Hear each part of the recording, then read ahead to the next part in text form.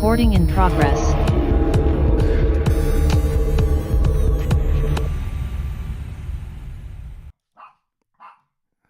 Good evening and welcome to another exciting episode of Goth Yearbook. It is I, your host, as always, Eric, aka the Eric Wynn, and with me, as always, is that hostess with the mostest, Caitlin, aka the Caitlin D. Caitlin, how's it nails drying? Man, I thought you were gonna go No, not yet. Okay, you have a lead in. Yeah. The nails are honestly doing black is it's always an exercise in patience for me because I gotta wait like at least half an hour before I touch anything. So this was a perfect timing because I was like, what do I need to touch while I'm on the podcast? Hey, absolutely nothing. Just the hearts of our listeners out there. Am I right? That's right. So so in a bid to be more professional, like a true, like fucking, this is Letterman up here. I got no cards, and Caitlin, my little nothing is as professional as pointing out that you're prepared. One of my PAs, they brought this stack to me. I don't know. Thank you, Murph. But it says here, someone had a little bit of a whoopsie daisy last night involving their slipper. Wow. What if I looked over and the guest like left the Zoom? I can tell that you like worked on that joke, and it's like, I'm not even sure the transcript is gonna pick up on it because you laughed so hard at the end of it. Did you even pick up on it? Okay, I think you said I had a whoopsie daisy in my slipper. Yeah, which makes it sound like I pooped in my slipper. Well, I mean, I didn't really talk to you about it since then, so who knows I know that. Okay, so I woke up last night at like 2 a.m. and honestly, I wasn't sleeping. I was like trying to fall asleep. I was like weirdly wired last night, and I could tell actually because I like sent one thing to you real quickly, not nowhere. It's like ba ba ba ba ba. I was like, oh, someone's awake. Go to hell. I put my feet in my slippers, so I was gonna go pee, and then I feel this like bat, and it hurt, and yeah, I like shake my slipper out, and a fucking scorpion like scurries off. Oh, and white or black? Like one of those yellow. Brown. It was only about this big, which if you're listening at home is about 2 inches, and micro scorpion, and I was absolutely horrified, as you can imagine. I like don't have any lights on or anything, so I start screaming, and then and then I like immediately like open my iPad. It was like the first thing I did, and I'm like Googling like what do you do when a scorpion stings you? And it was like, so it's interesting because they have a reputation for being like deadly, very, very dangerous, all this stuff. And apparently, according to the Poison Control Center, there hasn't been a scorpion-related death for over 50 years. So, my friend, I can be a bad friend sometimes, but I will say I saw that same stat last night because immediately I started looking it up because I was like, what if like I just didn't hear from Caitlin for 24 hours, and I was like, you're just like dead, poisoned scorpion attack like in the middle of your place. You know, I've been meaning to tell someone this, and I think you're actually the perfect person, but if you ever don't hear from me for like 24 to 48 hours, I am dead. So like, you need to make sure someone comes and feeds Prince Charming. Okay, hey, fair enough. And gets him to a shelter. Not a shelter, like, I mean like a palace or something. So I'm like doodling it, and it was like, so, and one of my friends down here, he very kindly called a hospital and was like talking to them and was like, my friend got stung by a scorpion, like, should she go in? And I fortunately live like 10 minutes away from the best hospital in the state because I happen to live next to the Four Seasons down here. Okay. Wow. Can you cut that out? Yeah, maybe. We'll see. You have to cut that out. But yeah. Yeah, big time. Yeah. Big time. I just started sweating. So I was not worried about, okay, if I go to the hospital, like I don't know, they can give me anti-venom or whatever. but it wasn't that bad. It didn't hurt that bad. It's more of like it feels more like, you know how it like an electric shock, but especially like if you're like plugging something in and like your fingers wet and it like touches, you know, like that feeling. It's like, that's what my toe has felt like since the bite or since the sting. And yeah, I got you fucked up with my bite sound effect. Yeah, it's kind of hard to do a sting sound effect. And so I kind of just sat and I was like doing my meditation and breathing and doing my hippie shit and being like, all right, I'm going to tap into the like energy of the venom and see what it's doing in my body and feel into it and see if I get any cool imagery.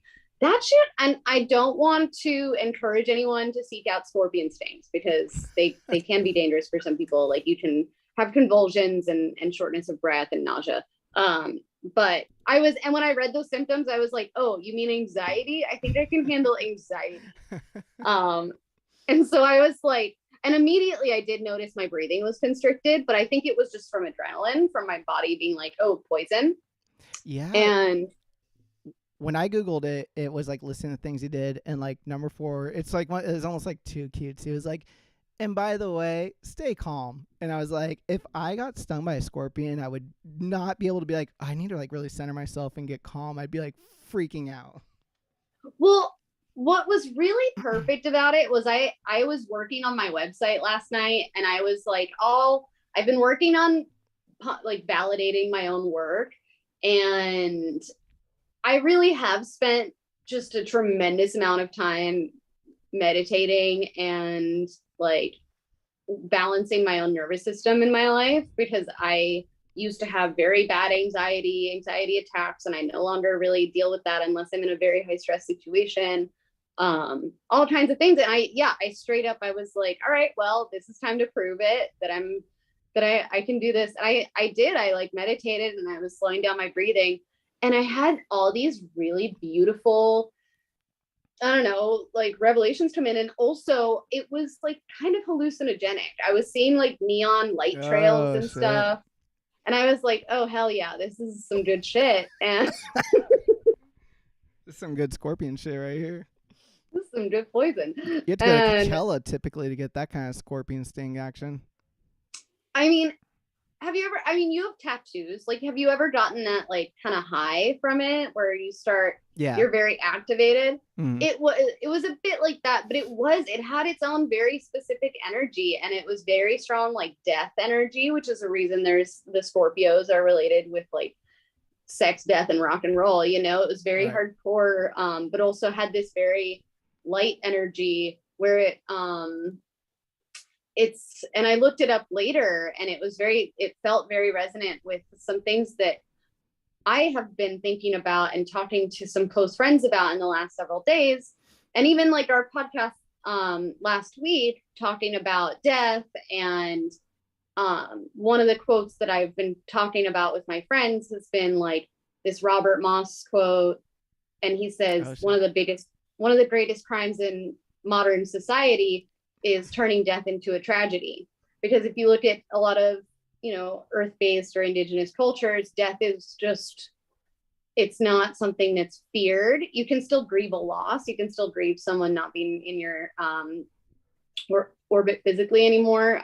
But it's not this, we have this sense of people die and it's this huge wah fest, and that's not grow up. Yeah, I was gonna say, I picture you going to a funeral and being like, "Oh, look at this big old wham fest." Babies, grow up.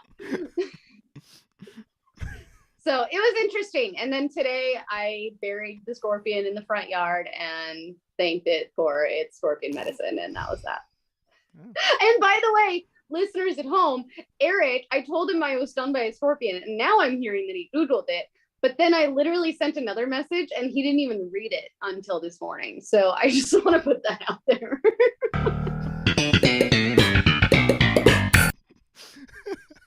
My bad. I read like one thing for like 5 seconds and I was like, she's fine. Really, she sounds like she's got a friend down there that cares. Oh shit, I'm crying. Well, we wish the Scorpion luck on their next plane of existence. Yeah, watch Hell those yeah. nails. Um, My face is itchy. probably from all that scorpion fucking poison coursing through your body. What if you're like, you went on that whole rant, and you're basically like, so actually it was all really cool, and like from my vantage point, you're like severely like puffed up, you're like red splotches all over. It's like you're clearly like in distress. I actually died last night. Yeah, very delusional headspace. I love it. Well, I don't know, Caitlin. On that note, I did write down so I got like all these pre-interview things, and now I'm looking at them. It's like a fever dream.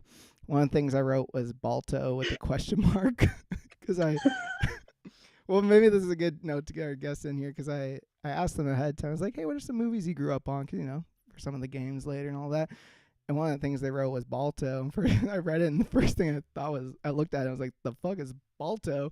And I looked it up, and I was like, okay, I think I vaguely remember the commercials for it. So, uh, without further ado, let me get into this. Our guest this evening is a writer and artist from New York City whose new book, Quickie, just published through the Dream Boy Book Club, which is a mixed media project that combines poetry, fine art, and iPhone photography. iPhone photography. I swear I can speak, folks.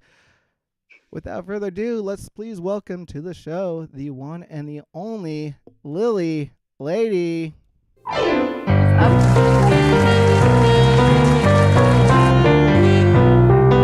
Wow, that was really loud. Thanks for having me. I feel like I'm really curious about scorpion poison right now. I would love to, I don't know, go on a scorpion poison retreat.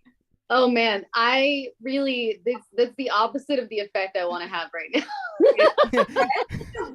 It read like a strong scorpion poison advertisement, and like facts from like scorpion poisoning, like I don't know, off-site medical wellness places, because I'm down. It sounded great. I think I'm going to, I'll just put out there, I think one of the things I read about it was in cultures, it's seen as like a gift when the scorpion chooses to dance with you. Which is like a euphemism for it stinging you.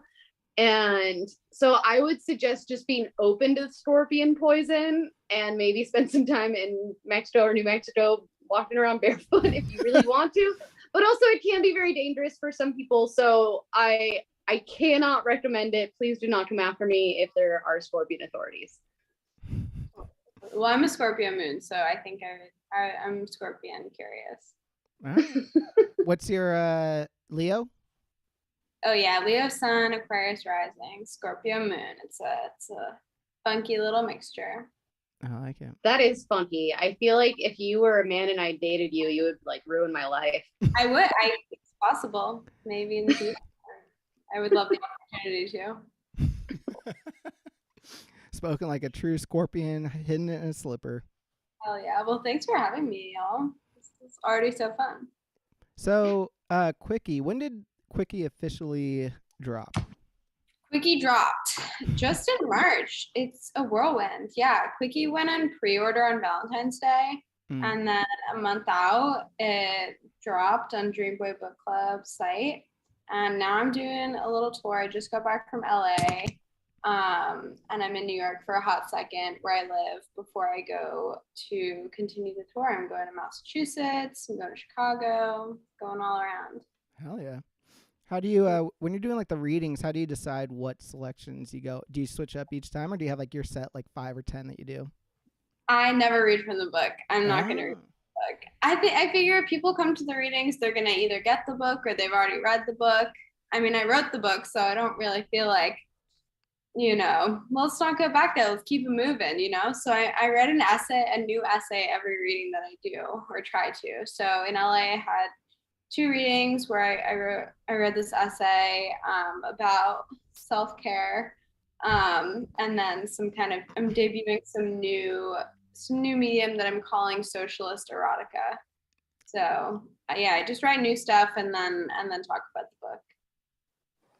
I feel like LA is a very good marketplace for socialist erotica. Yeah, Yeah. LA was down. I had a great time. I ate so much acai. I went on a lot of hikes and decided that I liked going on hikes. I was feeling great going to LA. I was like, all right, I just went to CVS. I got my nails for LA. I'm doing my face mask for LA. I land and like I just had it was like I felt like I was a freshman in high school again. My face was like, you are going through puberty now. And the entire time I was in LA, I had like hella whiteheads. It was a very cute look. But I'm back on the East Coast and my skin is cleared up. So I'm just feeling like a brand new chapter.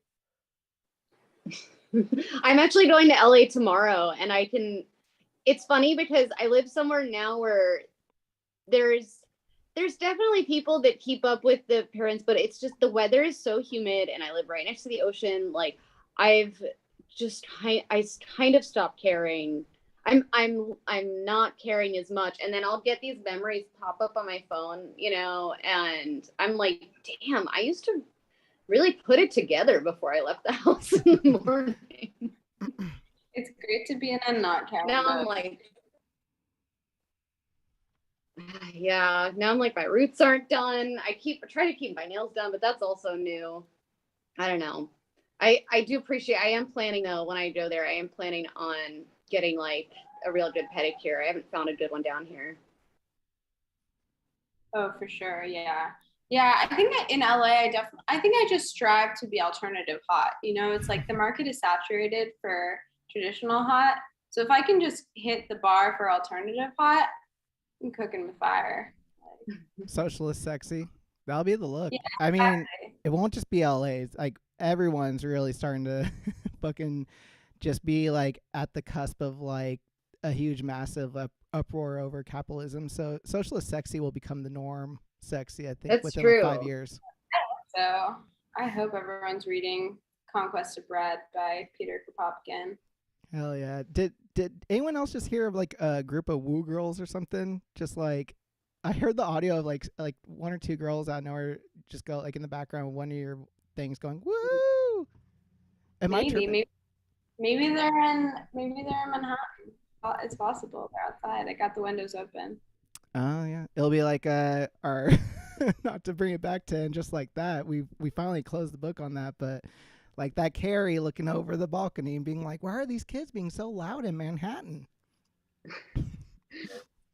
I'm fascinated that you live in Midtown and I find it refreshing because I feel like everyone I ever meet that has lived in New York or that lives in New York is like, don't go to Midtown. Mm-hmm. It's like such a vibe.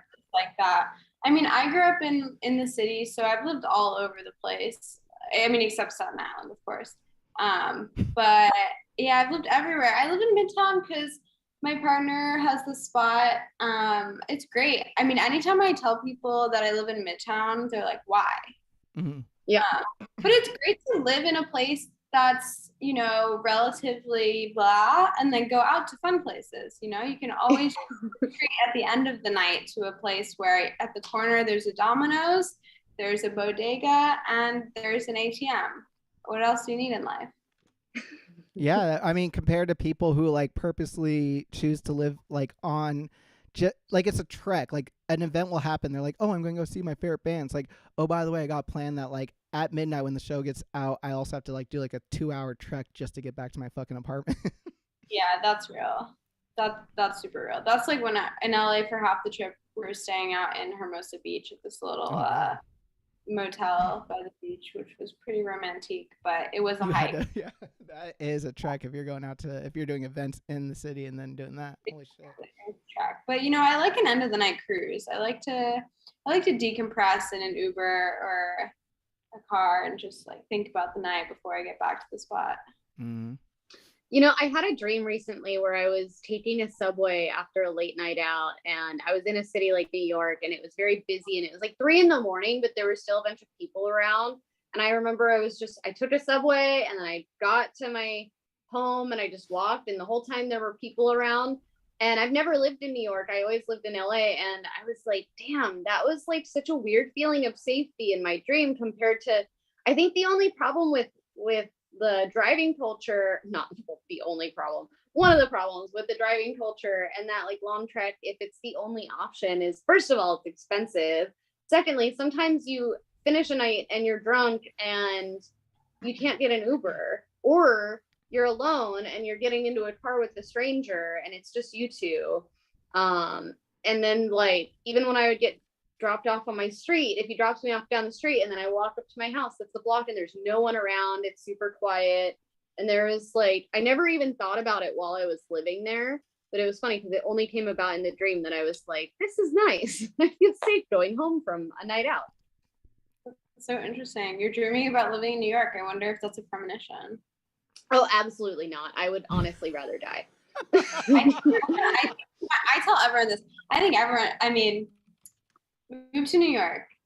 That'll be the platform where, you know, the Leo Scorpion Aquarius breaks your heart. No, I love New York. I have nothing against New York, but I just don't like living in urban centers. I really enjoy spaciousness and less people. I do like, I mean, one of the things I liked about LA is you can kind of get that space, but there's still a lot of cultural diversity and culture in general, different industries. And I like that about New York.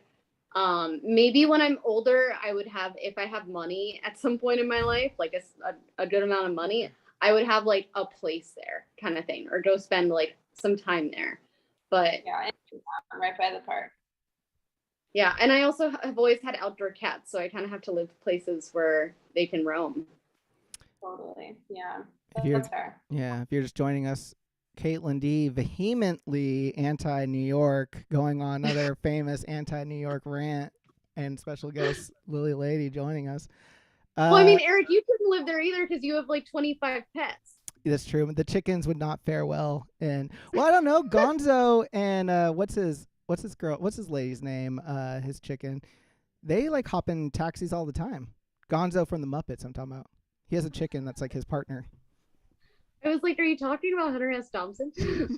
No, I'm talking about like the Gonzo with like the nose. Like his like best lady is a chicken, but there's like other chickens that are there too, but he also has like his main chicken lady. And they're always hopping in taxis and shit like that. So I don't know. That would be actually sick if I rolled up to Spots and it was me and like the 4 chickens and Murph and like all tumbling out of a fucking Uber. 2 cats, 2 dogs, 12 chickens. Yeah. 3 cats. There's evidence though. You could live in, you know, let me pitch New York to you as someone that has, you know, if you have chickens, you have lots of off-color animals. You got a meerkat. You could live in Sheepshead Bay. You could live in Coney Island. You could live in Forest Hills. I could list like 5 more neighborhoods. It'll be like a little residential. You'll have space. There'll be trees. Maybe you'll need a car, but you could take the NQR. All right, I'm not opposed. You know, everyone just move to New York and all your dreams will come true. All right, breaking news. Eric and I are moving to New York. Yep. And so I no longer live in the portion of the country that is going to be edited out by Eric later. That we won't mention is may or may not be by a famous resort of any kind. Why would you do it again? I didn't even say the name of it. Oh Lord. I know. Massive paranoia vibes here. Lily, I did want to talk real quickly about the list of movies that you did send over. We actually got a lot of questions and we got voicemails, things like that. So we'll get into those quickly. But Balto, your list. So for the listeners at home, I always kind of reach out to our guests a little ahead of time, be like, hey, what are some movies, things like that. I try to get like a little bit of a vibe and maybe set something up.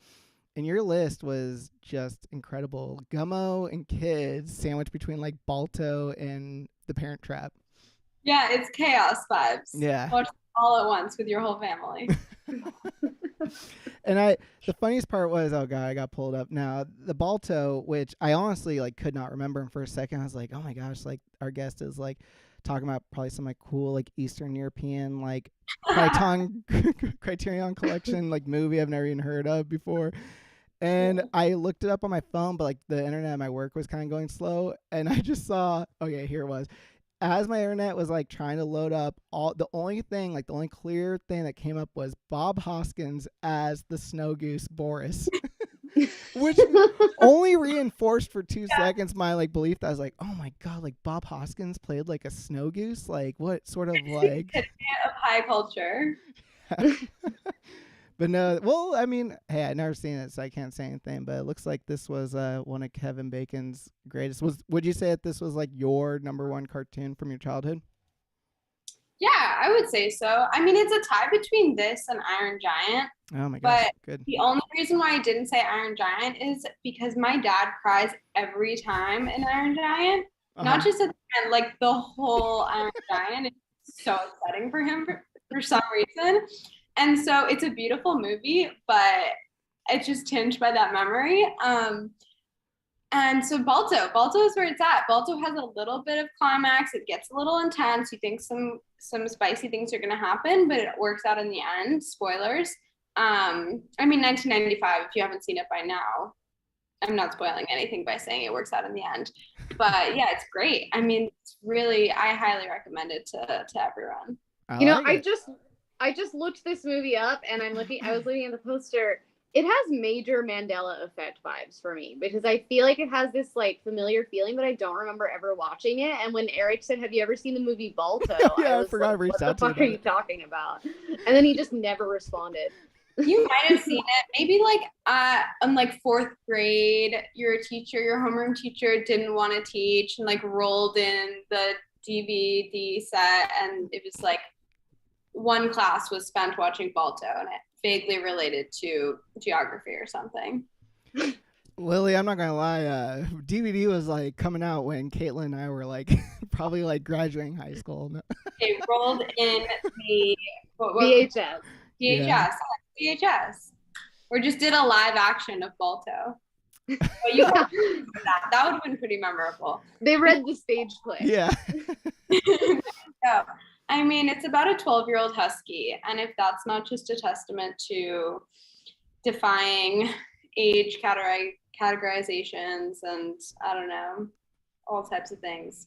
Hell yeah. Well, you heard it here, folks. 12-year-old huskies, and we say like lots of spicy moments, lots of climaxes. I'm watching it tonight. Yeah, spicy moments and climaxes is actually how I think Disney pitched it. Puts it like on the Disney Plus, like that's like the subcategories. Spicy moments, climaxes. Old dog. Not brought to you by Weinstein Company. Oh my god.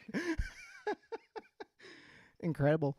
Well, we got ourselves a bevy of questions, things like that. What do you say? You want me to dig right into these for you? These were sent in by some folks who wanted you, Lily, to answer these. We'll start right at the top. I'll get into the voicemails in a little bit, but we'll start with some of the written ones first. They want to know, who are some of your favorite writers / authors / poets? Oh, what a great question. You know, I really love right now and always Terrence Hayes. Terrence Hayes is my favorite writer, poet, all types of things. And I run this poetry workshop called Scribe Tribe. And it's kind of a homies for homies thing over Zoom that I do. Is very informal, but almost every time we read a Terrence Hayes poem. And yeah, who else? I love Eileen Kahn, is incredible. And Elaine Kahn, Eileen Miles, got those mixed up.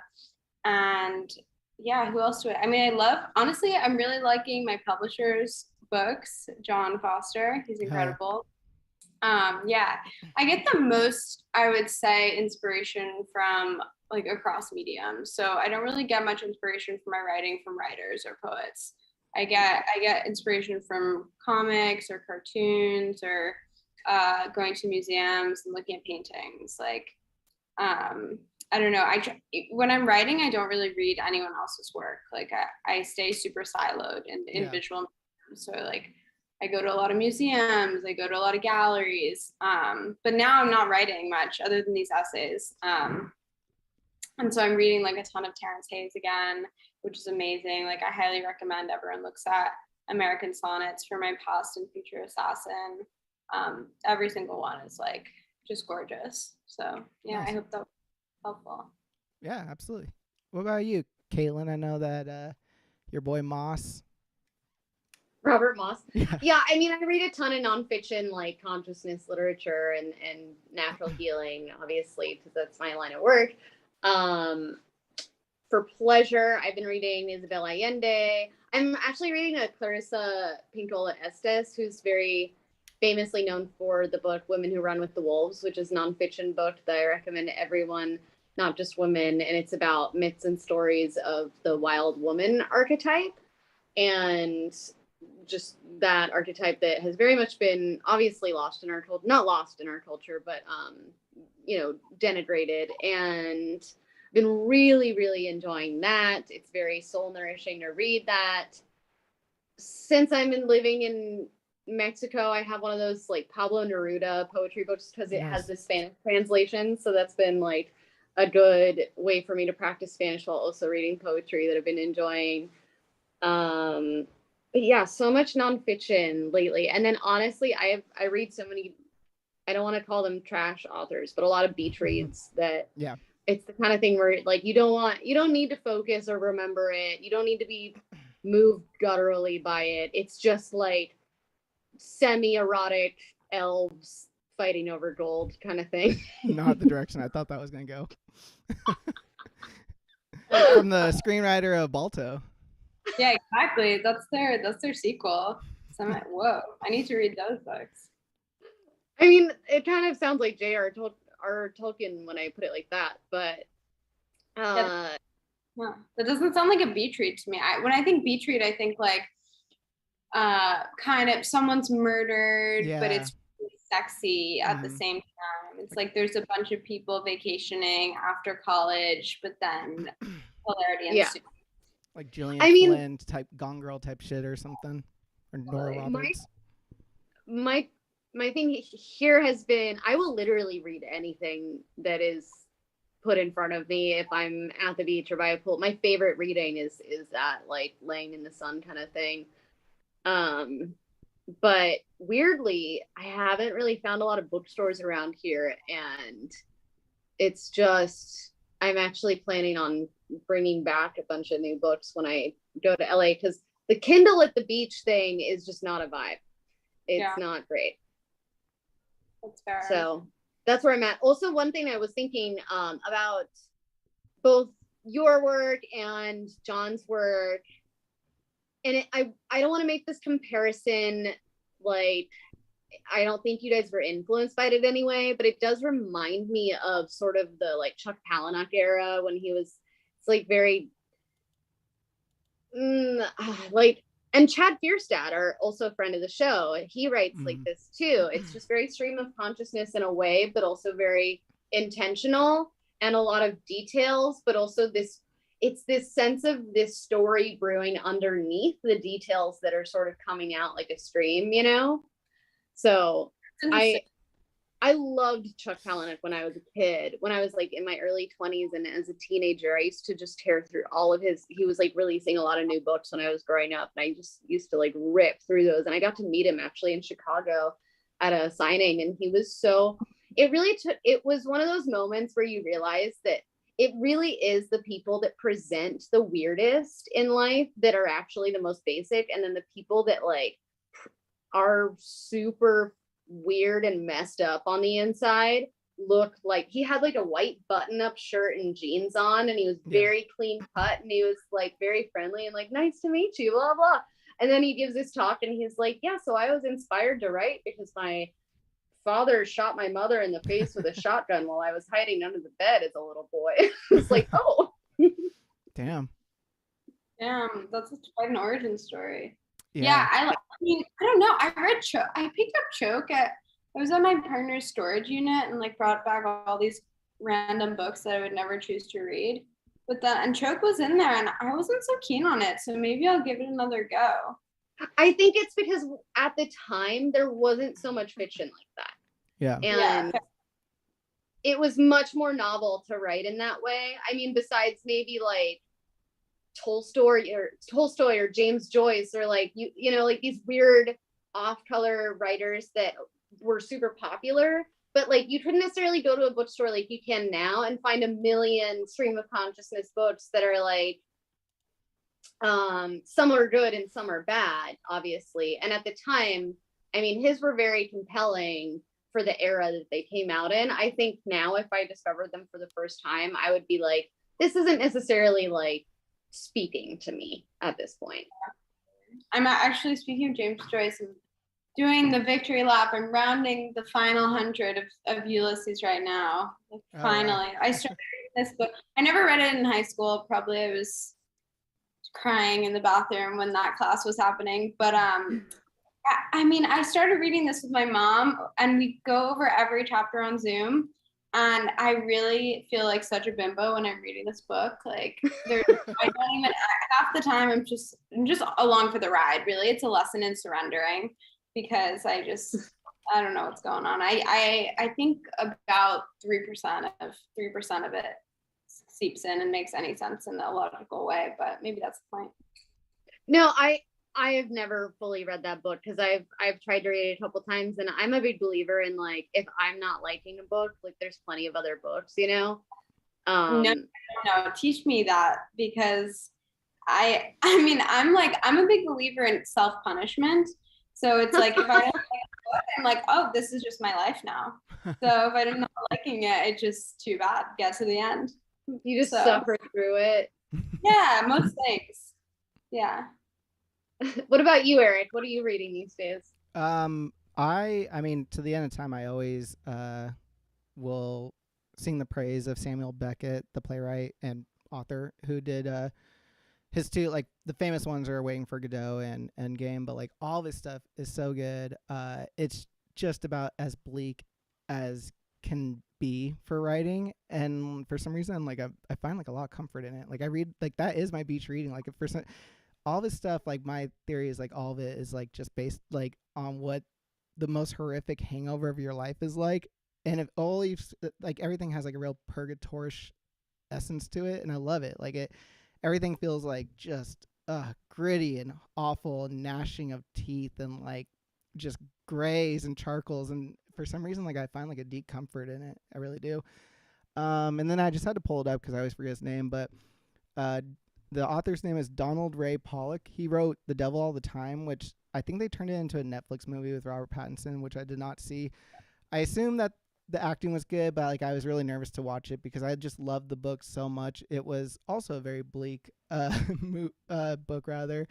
That's just set like in like the most abject, poverty-stricken parts of like West Virginia and Ohio in like the mid-century, and a lot of like serial killers and people who were like jerking off into like dirty underwear. Like, everything about it is just like fucking vile and vicious, but rather than him like saying it with like this gleeful sort of, like, he types everything very plain spoken. Like, it's almost like he does not delight in any of it. He's just like telling you exactly what's happening, which I really appreciate, because I think a lot of authors try to do that shit, but you can tell that they're like, is very masturbatory, and I feel like he's just like doing it because he just has the image in his head, and he's just trying to tell you what's going on, and he's not like delighting in it or anything like that. So shout out to that. And then my actual Capote. You seem like a Capote kind of guy. I do like Capote. He is somewhere on the shelf. And then, of course, Caitlin, this still shocks me to this day, but when you and I both discovered that we both had The Enlightened Heart, a collection of quotes, which I do love books it's like not that. Quotes, it's poetry. Poetry, my bad. But yeah, and of course, our guest this evening, Lily Lady. Of course. All right. We're going to go through a couple more of these. What is the most niche Facebook or Reddit group or chat room that you have ever followed? So recently, I don't know if anyone saw the Kanye documentary. Not yet. I've been saving it. Okay, so I've been on this Reddit hole with the Kanye documentary because I wondered if I was the only one, and I'm not, that was just so fascinating. The most fascinating part of the Kanye documentary to me is the amount of times in the first episode that Kanye is either wearing his retainer, talking about his retainer, putting his retainer down on all sorts of kind of surfaces, and recording people's houses, like talking a about junior high kid. Yeah. And as someone that wears my retainer as a safety blanket nonstop, my orthodontist has said, you do not need to do this. Your teeth got so many years of braces. Your majority of your life has been in braces. You're fine. I still wear my retainer all the time. And I just felt such an affinity for Kanye, making his retainer such a piece of his identity in the first episode. And so I was on Reddit just scrolling through people's reactions to the documentary, and I found my people who were also talking about Kanye and the retainer moments. And like, there was one Reddit that was like, why do people who wear retainers just always think it's okay to just put it on people's stuff? That is nasty. And it's true.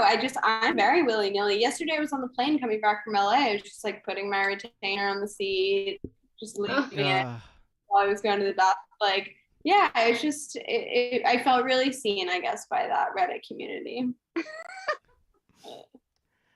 I actually forgot, but I did watch a couple episodes of that, and I don't remember that didn't stand out to me at all. So I'll have to go back and see those. Because that's probably. Yeah, I'll send it. I'll send you my compilation where I recorded everything his retainers being discussed.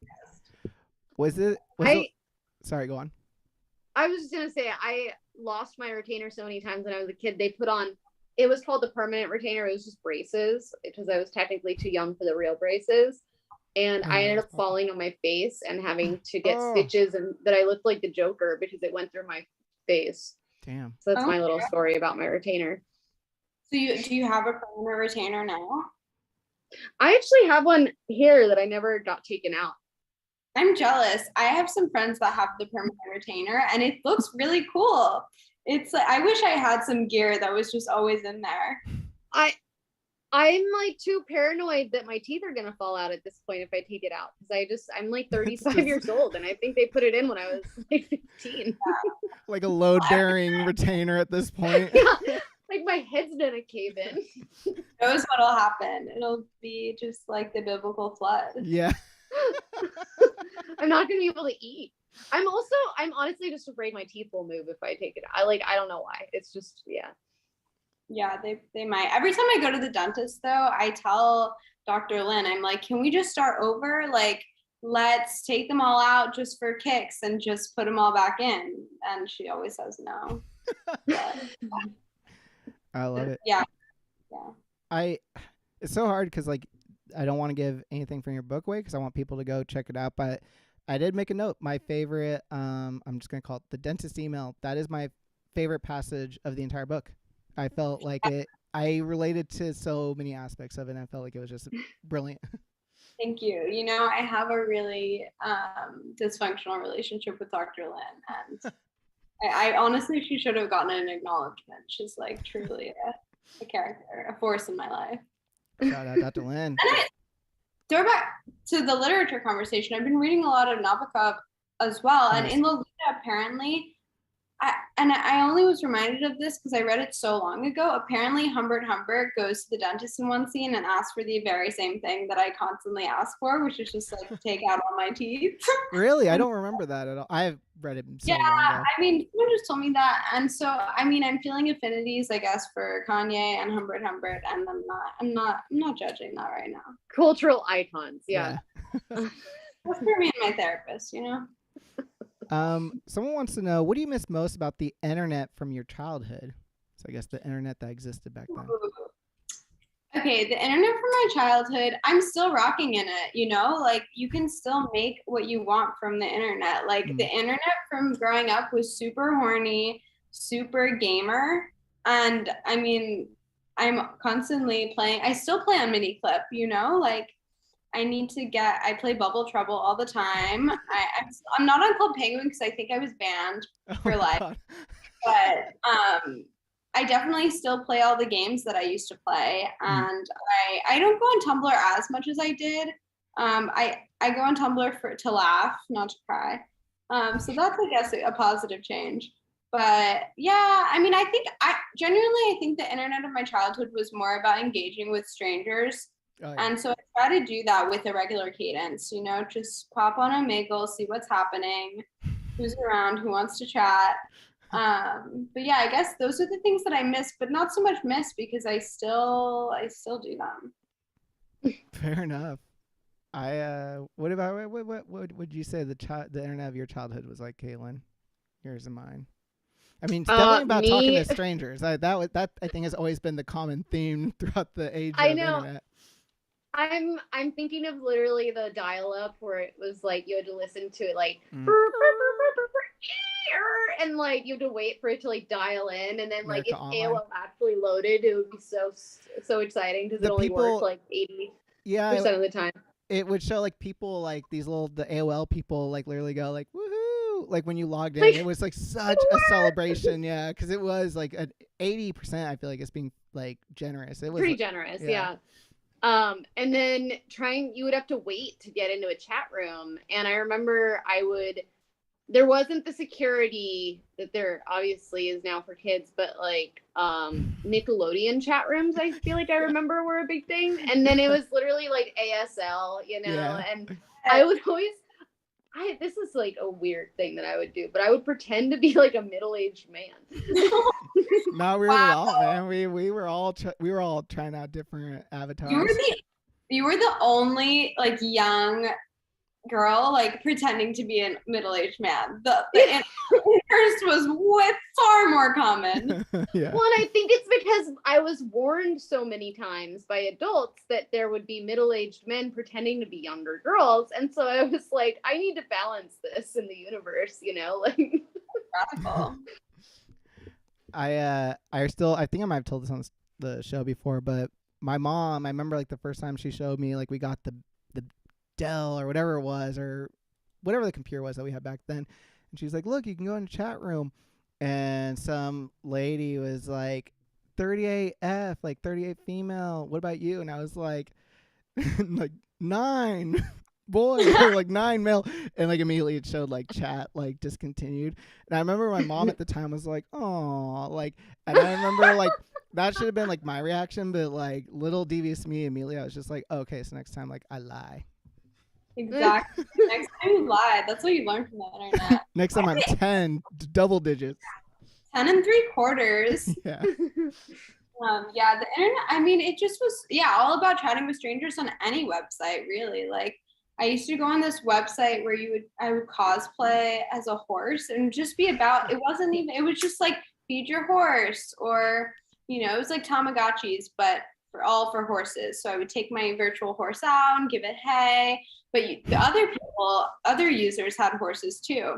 And just chat with them, but just would be so just like painfully horny that I would just be like, oh, your horse is really cute. Like, I love your horse. Also, are you anywhere near New York? Do you want to meet up with me? Dude, you just unlocked these memories of I spent extensive amounts of time doing RPGs, but not the way that are like organized, not like Dungeons and Dragons in chat rooms, but it was like medieval fantasy RPGs. And I was a fucking boss in those realms. I had like 3 or 4 characters at all times, and I was like, one was an otter named Racina, and one was like a queen. Yeah, and like I would walk into the tavern, Right, you would walk into that tavern. God, I missed that. That was fun. Yeah. This is like way revealing, but I do remember like full on when I was like probably 13 or something like that, like somehow getting in like this like chat room thing where like full on it was like this like woman was like, all right, like I want 2 guys to like fuck me right now in the chat room. And I was like, me. And it was like her and this other guy. And I remember at the time just being like, I was like, oh, like I know even now, like this feels very advanced, like what they're saying, because I was just going like, like that's hot, just like over and over. And they were like full on really getting into the weeds with it, and I was like, I feel like I'm more of a participation award in this situation than anything else.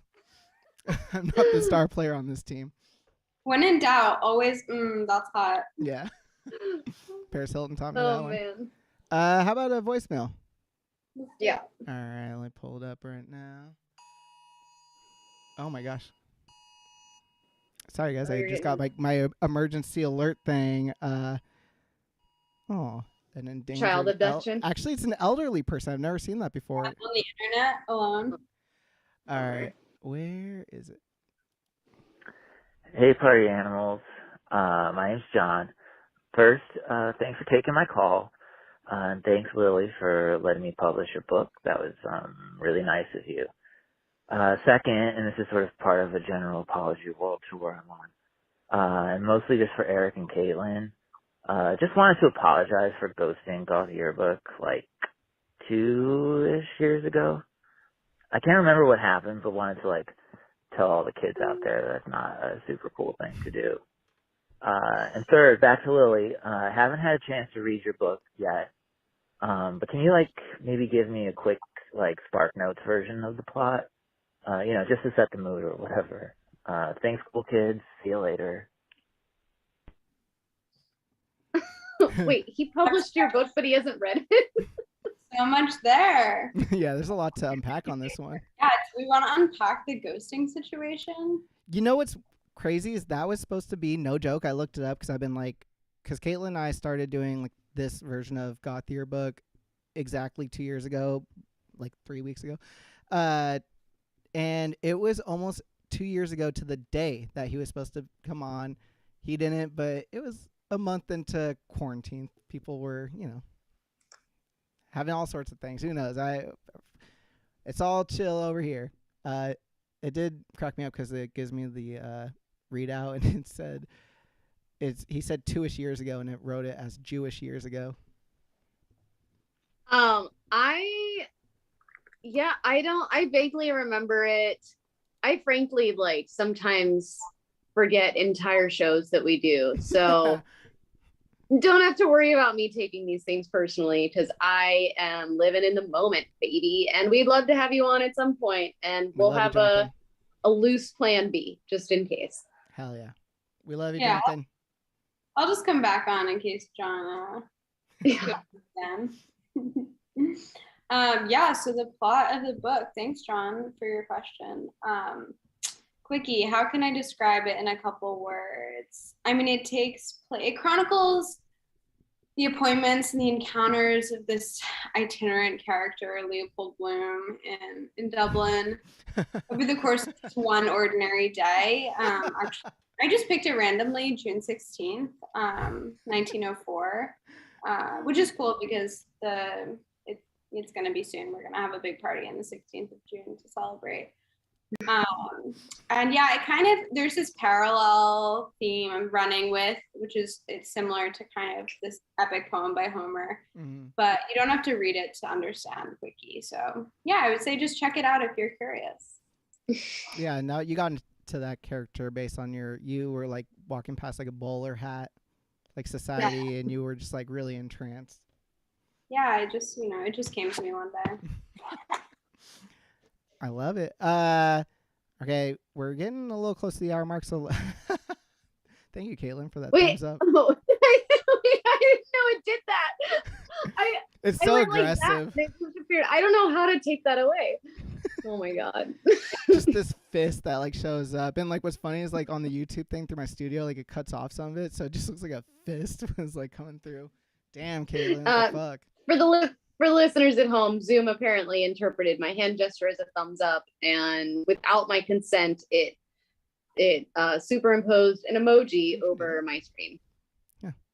Well, I just tried it. It did not work, which made me feel stupid. I don't know why it doesn't work.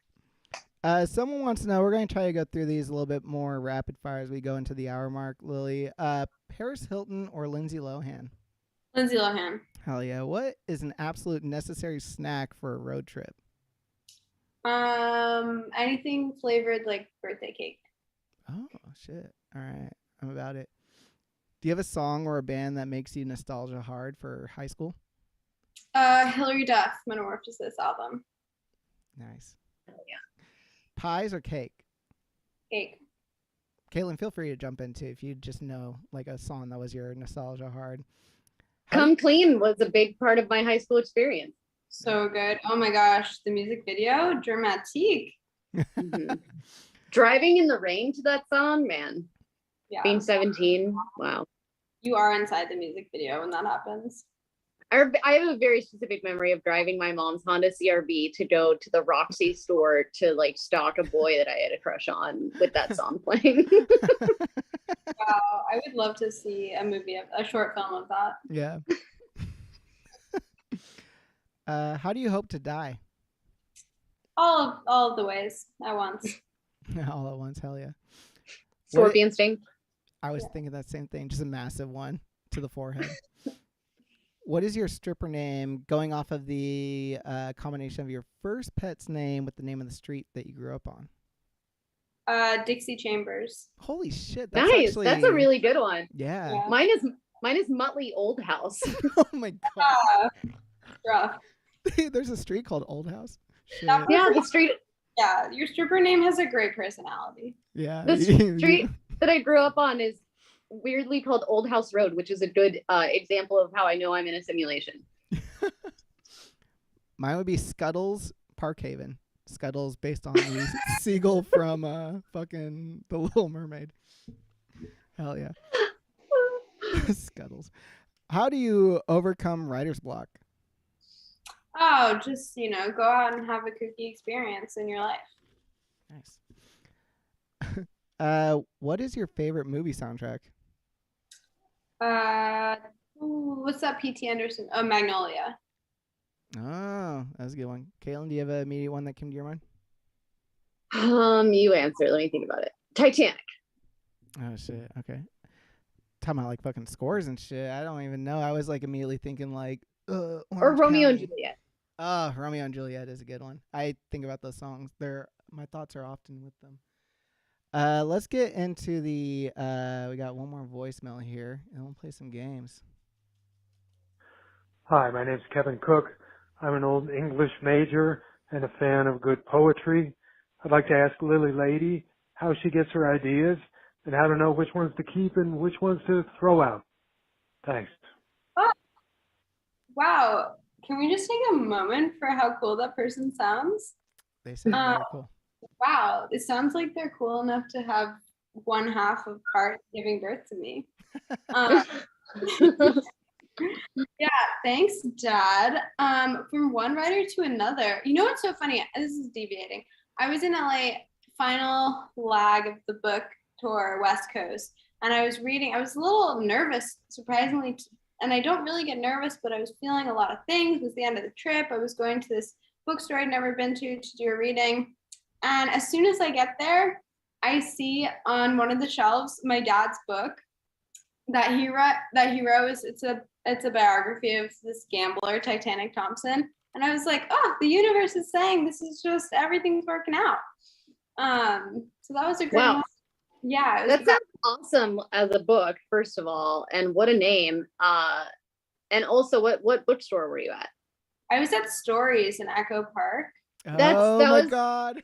That's like I've spent a lot of time at Stories. Well, yeah, it's iconic. It was such a great time. And yeah, thanks Dad for the question and for appearing in Stories in book form. Aww. Yeah, I don't know. I mean, I try not to think too hard about it. I think just bimboing your way through authorship is really the move, like don't open up a Google Drive document and stare at it if the momentum is not in a prolific place. Just, go out and go to a comedy show by yourself or go do karaoke or go, get out of your body in some way. And then, the juices will flow. I think that just kind of not trying too hard is the way to produce something that feels like it was produced with a lot of joy. And that's kind of what I was trying to do with Quickie, because it was such a great process to write this book, and it's been really fun to promote it. Hell yeah. It's all in the title. Yes. Yeah, exactly. I did write down a note about I want to ask if like there was like a little bit of baseball surrounding you when you were growing up, because you kind of like make allusions to different like baseball terminology. I spied your tattoo, and then I pulled up this gentleman's bibliography, and I spy a couple books about baseball actually. So now I'm guessing that baseball was a big part of your childhood. Yeah, baseball is a huge part of. You know what? I've had my phone on airplane mode the entire time, but I've been waiting for a text from my dad that is giving me the MLB TV login because baseball season started, and I got locked out for some reason. Changed the password. It's okay. It's all good. But opening day was Friday for a lot of teams. Yeah, opening day was Friday. It's huge. I've got a game pause to watch after this. Baseball is a huge part of my life. My dad's a sports sports. Right. My parents actually met at Playboy. They're both writers for Playboy, and then my dad was working at Sports Illustrated and is an incredible author and very smart about all sports, but especially baseball. And I have a Pete Rose tattoo too, which That's okay. I was wondering who that. Okay. Pete Rose, my dad's favorite player. Well, I was wondering what the tattoo was specifically. I just kind of spied it, but that's incredible. Wait, so if Pete Rose, Wrigley Field, so is that your team? Or like, who was your team? I'm a fan of the game, right? So Okay. I mean, I grew up in New York, so I watched the New York teams, but I think I'm gonna get into Padres this season. Nice. I don't know. I thought I wanted to be an umpire for a while. I think maybe I still will be an umpire. I think it would be really cool to be the first kind of me of an umpire. Like there's one very specific identity of all umpires, and they rock. They do their job really well. I hope they do not become machines, because that's another thing that is like trying to automize the game to make it faster. I'm super against all of that. But yeah, maybe that's my post, after the book promo, maybe I'll go to umpiring school. Hell yeah. I'd be into it. I would love to see that, because you might be the first official, like, well, I don't know how tall you are, but I'm assuming under 6 foot, because those guys usually they're looming. That's a incorrect assumption. Oh, my apologies. Very tall. No, I'm still growing. Aspirationally, I'm over 6 feet. Hell yeah. One day, maybe after my next growth spurt. Yeah, I'm 5'2", but yes, you're right. If you just joined us, we have 6'11" superstar Lily Lady on the show. I love it. I grew up with baseball too, and I love hearing all that. Yeah? And I'm definitely going to check out one of those books Totally. after I check out Quickie for a second time, because it's that good. All right. We are at the hour mark, almost like perfectly. Do you have a little bit more time to play some games with us, Lily? The whole night. The game is paused. It can be unpaused at any point. Perfect. Why does Zoom keep putting emojis over my screen? Caitlin, for the listener at home, Caitlin is drunk. There's a hands up emoji now. Like, I'm not sure if it's meaning like stop, like an umpire, maybe, like were you trying to get involved in the conversation? Yeah, that was my way of trying to contribute to the sports conversation, because I'm like desperately trying not to tune out. It's the moment people start talking about sports. What were you raised in the States? What? No, I was raised in mostly in the confines of my own imagination, honestly. And so I was even a cheerleader for some time in high school, and I would literally watch games and just dissociate so strongly. And I would like sense the energy of the crowd and know when to start the dances and which like dances and stuff to do. Cause I was like a captain too. So I would be like calling the shots of what we were doing. I didn't know what the fuck was happening any of the time. I don't have a single memory associated with the actual sports themselves. I was just like, people are happy. This is what we're going to do. People are sad. We're going to play this song. Yeah, I don't know.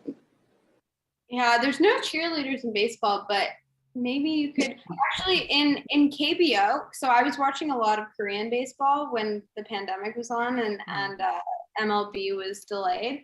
And there are some cheerleaders in Korean baseball. So maybe you can revive your cheerleading career in Korea. Maybe. I have earnestly tried, because I used to be like anti-sports, but now it's literally just the kind of thing where I've tried so many times to like engage in games, and I appreciate the culture around it and that it's something that connects people and that they get excited about. I look at a game happening and I find it very hard to pay attention. That's fair. Yeah, I'm like that with some sports. Sometimes it just doesn't hit. Yeah. There is something deeply, when it comes to baseball, I can't quite describe it, but there's something deeply I don't know, man. There's an old timiness to it that I love. Like, it's a lot of the other sports just feel so modernized and beyond, and there's just something about the pacing of it and the history of it that will always just, God, I feel like when I'm going up to a ballpark, I still feel like there should be like a little kid looking like he's from the Newsy musical or something like that, like walking up and being like, "Hey, so have you heard the great news today?" Like I do think the and, uniforms are attractive, and it like was one of my first memories of like starting to objectify men, hell yeah. and also I associate it with chocolate malts and Dodger Stadium. So That's a great way in. You know, aesthetically, certainly, yeah. I think if you find any way in to the game, it could be the uniforms, it could be the songs, it could be anything. But yeah, that's why, I mean, what you were saying, Eric, that's why I'm so resistant to all these changes that are coming from top down, even just small things that they do now, like, you know, the pitcher, if they want to intentionally walk someone, doesn't have to throw 4 balls at the strike zone. It's just you just an ump, and then I hate that because, you know, historically things have happened when, you know, you could swing at one of the balls, or you could there could be a wild pitch. It just, baseball is so beautiful because it's a game of contingencies. So every single pitch, every single thing that happens changes the entire game. And I think the length of it is an asset. I think it's great to, you know, watch a game that lasts for 5.5 hours, and it's your whole day.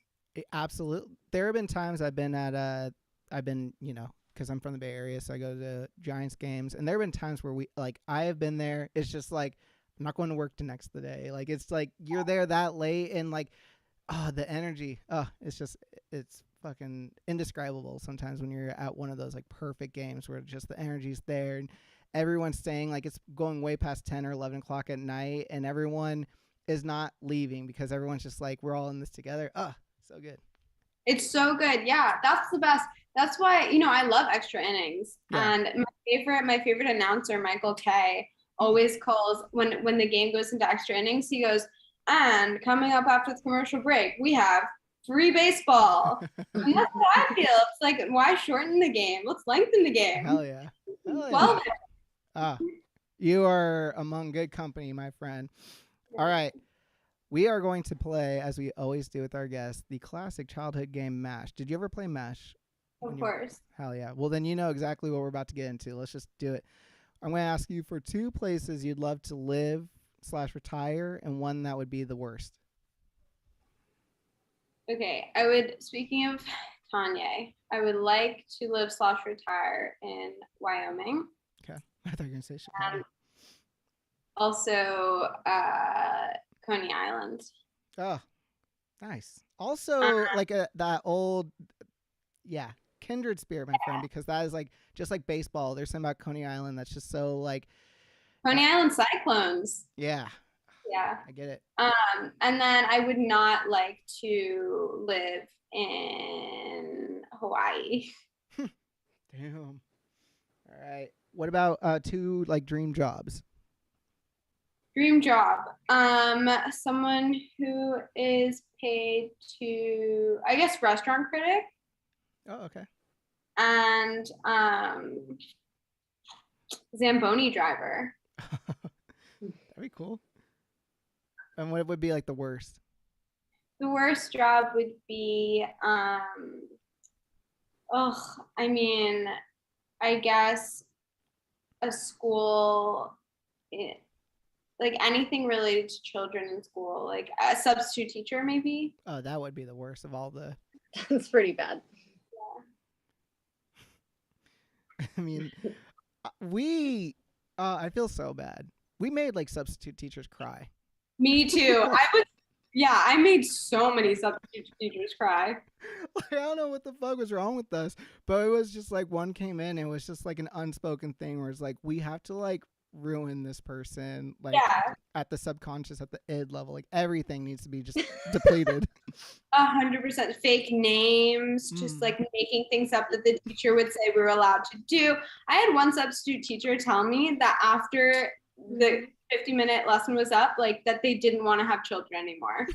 Oh no. That's I mean, good. Honestly, that's probably a valuable gift you guys gave that person. No, I need more of that.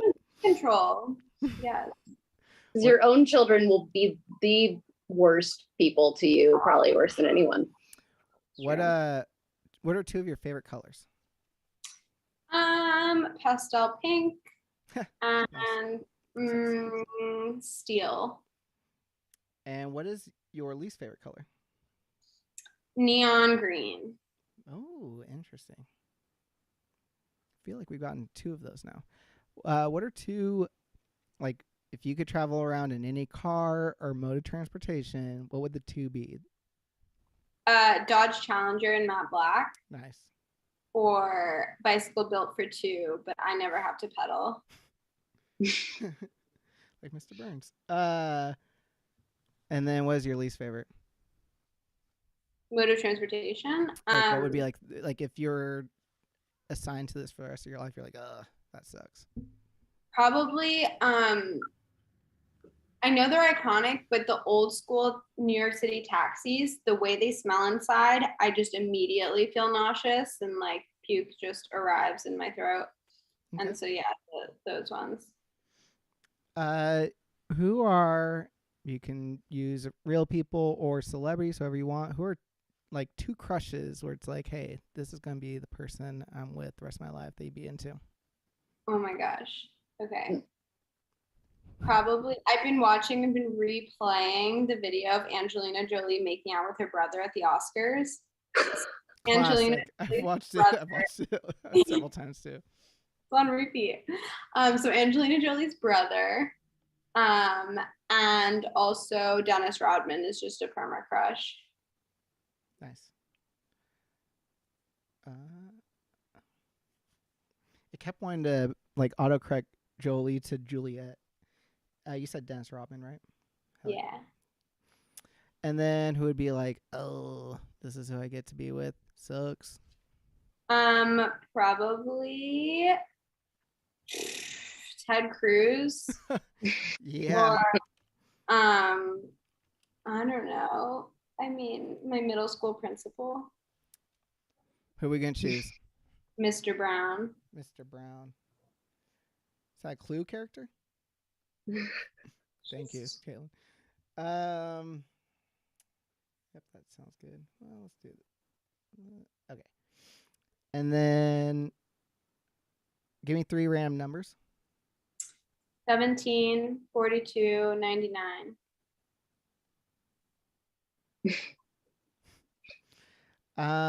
Okay. I always like how the chronologicalness of this always does not make sense. Can I get 2 dream animals? You can be as broad or specific as you want. That would be dreams to have, and then one that'd be like, ugh. Okay. Dreams. Liger. Nice. Or a garden snake. I would not want to have. I'm not into small dogs, so I guess a Chihuahua. Perfect. Thank you, autocorrect, for that one. Okay, I'm going to draw a spiral. You tell me when to stop. Okay. Stop. All right. You won't be able to see it at home, listener, but as I always show all our guests, I actually have an app where it even takes a little pencil and it starts crossing off and all that. But we're going to skip ahead. And, ooh, I just randomly earned 1 Mash Cash just for playing. I wonder what Mash Cash is used for. Okay. Once you graduate, you will find work in Coney Island as a Zamboni driver. Already so sick. Yes. You'll get around town in your steel bicycle built for 2. You'll marry Dennis Rodman, and you'll live in a shack, but you'll have 42 kids and an ever-loyal pet garden snake. Holy shit, that's incredible. That is incredible. Besides 44 of you That's and okay. snake. I'm gonna not pop those kids out myself. I can Angelina Jolie style. Like, yeah, kids will be acquired. Okay, that's manifestation is happening now. This is it. I will post it up on the Instagram because this is actually legit, like one of the best. Yeah, I'm gonna read that to myself every night before I go to bed. Sorry, my own little dogs are going crazy right now. We don't usually record this early, so there's still like people out and about walking around and they're barking because they hear all these noises. So I apologize. You're throwing some shade at them. Yeah. They were like, someone just said we're overbred. What? Poor Murph. Okay, what was the last thing? Oh yeah. Okay. So one final thing we're gonna get into this evening is that you said you liked a little movie by the name of Freaky Friday. I'm Yes. certainly hoping that you meant the 2003 version because I pulled up personality quizzes based on that one specifically. Of course. Of course. I figured.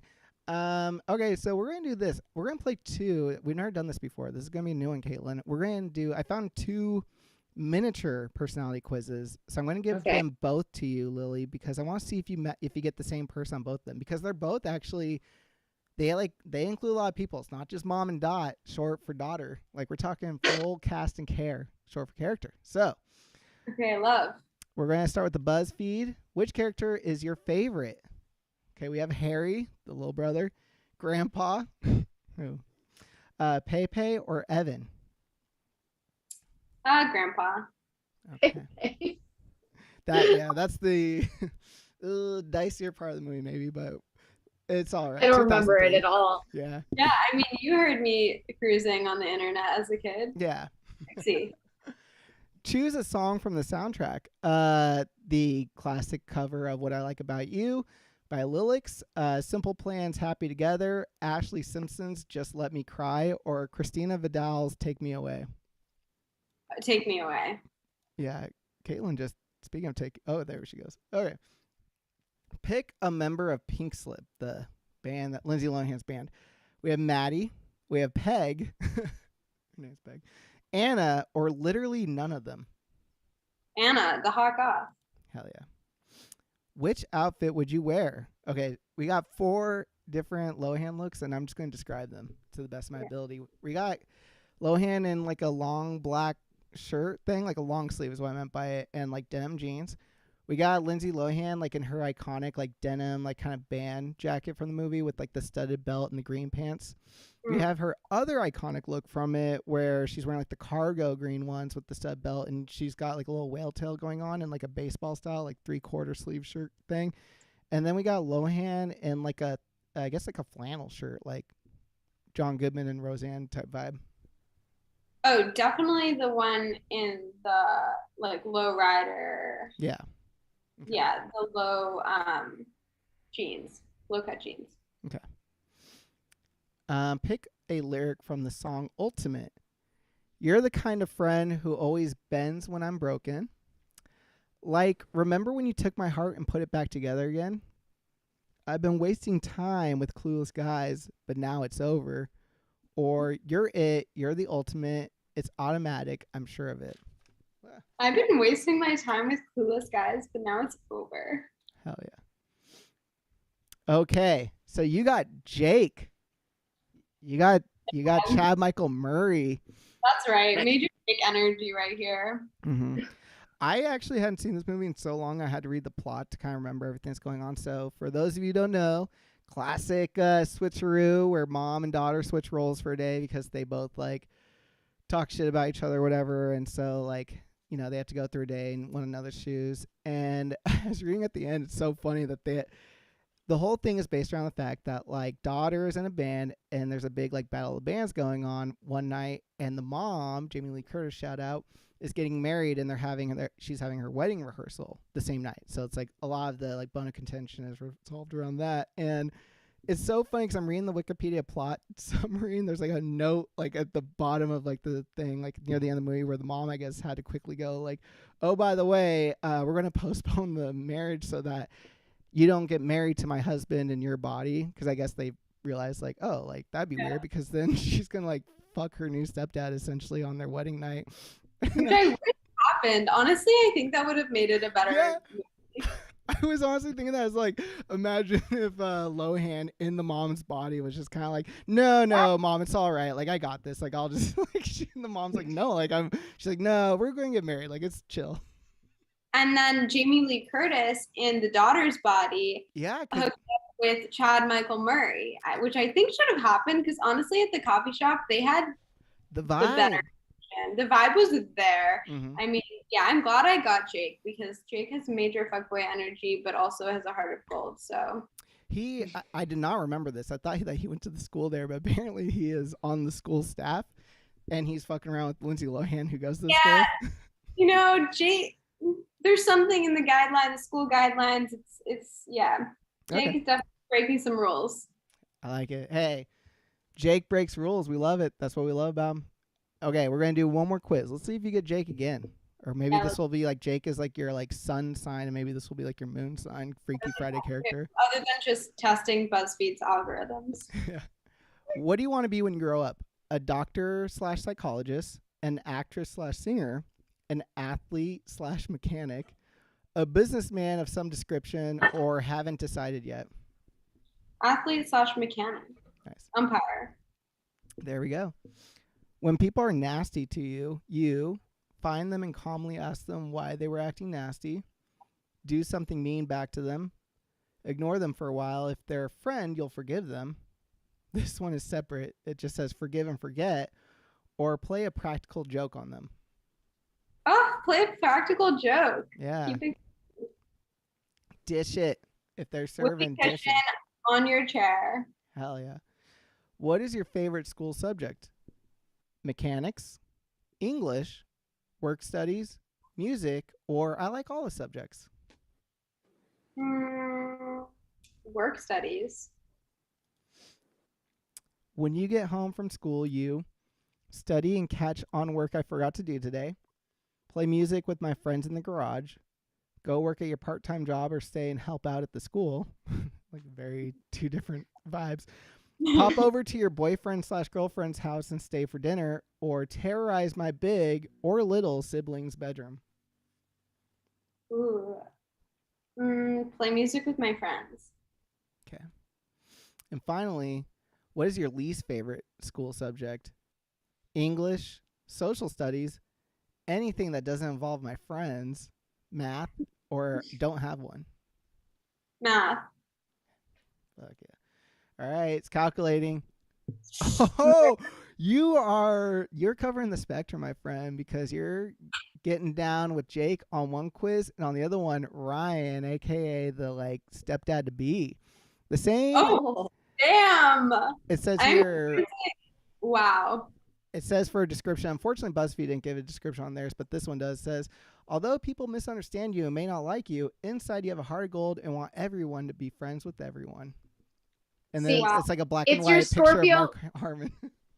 It's your Scorpio moon and Leo sun energy.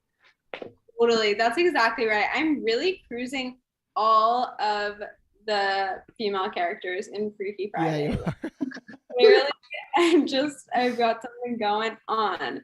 The third quiz, I would definitely get Grandpa. Yeah. All right. Well, on that note, Lily, that is all the time we have this evening. Can you believe it? We just breezed through a whole episode. And I'm going to say right now, most professional episode we've had yet. And best. Hell what? Yeah. This is the best time. I had a great, excellent time. I'm going to do some more BuzzFeed quizzes, honestly, while I watch the baseball game. Hell yeah. And if you're just by chance just now catching this on the YouTube, I'm going to be re-airing at 8 o'clock our standard time. I apologize to our guests. I kind of messed up that one. But it's all good. We'll be replaying it, and soon enough the podcast will be dropping. But until that time, Lily, is there anything that you'd like to plug? I don't think so. If you want to chat to me, as I said, I love chatting with strangers. So my Instagram is Lady Lils with a Z. And Quickie's out now. Thanks, everyone. Thank you so much for having me. Get it. It's a great book. Thank you so much for being on the show. We had an absolute blast. Caitlin, is there anything you want to plug? You actually just dropped something new. We kind of talked about it last episode, but feel free to bring it up again. The song? Yeah. Yeah. Okay. Yeah. I have. It's Bandcamp only, but I have a new single out. Sting. God, I don't know what I'm doing anymore. Yeah, I have a new single out on my Bandcamp. It's called Keep Me. And I'm also doing a lot more one-on-one remote sessions right now. If you've been listening to the show for a while, you know that I absolutely hate the American healthcare system. And I'm very dedicated and passionate about getting people to be more empowered in their self-healing ability, because we all have, it's like a combination of just kind of common sense. And by common sense, I mean, you do have to seek out the information, but then it's stuff like did you drink water, and are you getting enough vitamins, and are you exercising, are you sleeping, are you resting, are you breathing? And the way I do it is I tap into people's energy systems by doing a tarot chakra spread. And then from there, I have almost 15 years of experience. I was a yoga teacher, and then I was a licensed massage therapist in California for a long time. I've studied craniosacral therapy. And so I draw on all that. And I've also been in therapy for 10 plus years with the same therapist. So pat on the back to me for that one. But yeah, I like helping people through that sort of wisdom of tarot to help them identify their strengths and weaknesses. And then from there, we figure out what's going on with the energy and how to just implement really simple things into their routine, including just reframing the way they're looking at some things so that they can be less dependent on, pharmaceuticals. And you don't have to cut pharmaceuticals out of your life. I would never tell anyone like, oh, you don't have this disorder, this doesn't exist. Like, that's not where I come from at all. It's really just about like, how can you reframe this in a way that like, oh, you have anxiety, so you're really good at planning, you're really good at being on time, you're really good at like knowing what to do in a disaster, and just practical things that people can take to feel like they're just more in control of their mental health, physical health. So if you're interested in that, it's all on my Instagram, and I'm excited to be doing that stuff right now. So you can do that. You can check out my Bandcamp, caitlind.bandcamp.com. All my albums are on there. And I don't know, if you follow the show, you probably know my Instagram. So please don't DM me. DM Lily. Yeah. There you go. She'll take it. If you're at all weird and you want to talk to the real life Jake from Freaky Friday, you know where to find me. Hell exactly. Yeah. All right. Well, Lily, once again, thank you for joining us this evening. We'll have to have you on again in the future. And thank you to all the YouTube people that were following along and the future YouTube people that will be following along. Caitlin, as always, thank you for being the co-host at the Mo-host. I'm going to say goodnight to y'all. Good night, guys. Good night. Bye. Buenas noches. I don't know how to exit out.